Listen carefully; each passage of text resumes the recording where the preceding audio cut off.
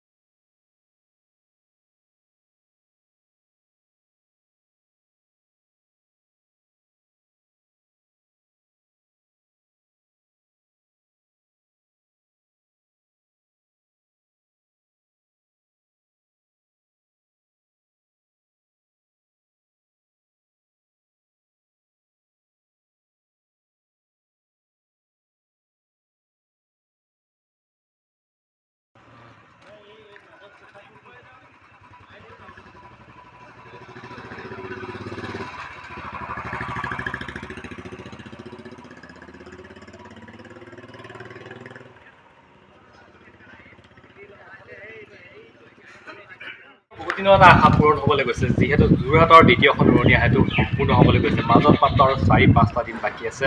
ৰঙালী বিহুৰ পূৰ্বেই মুকলি হ'বলৈ গৈছে যোৰহাটৰ দ্বিতীয়খন উৰণীয়া সেতু, মানে যোৰহাট চিভিল ৰোডৰ উৰণীয়া সেতুখন, আৰু তাৰে অকণমান কিছুমান দেখুওৱা হ'ব।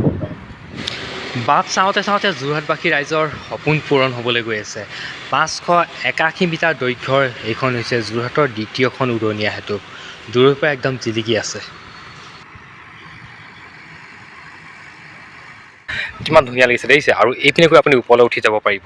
আৰু ওপৰৰ কথা যদি কওঁ নহয়, চালে চকু লোৱা হৈ আছে। ইমান ধুনীয়া ধুনীয়া ছবি আঁকিছে নহয়, সঁচাকৈ তেওঁলোক অহস্ৰ গুণৰ অধিকাৰী বুলি ক'ব লাগিব। ইমান ধুনীয়া আৰ্ট কৰিছে দেখিছেনে ওপৰবিলাক।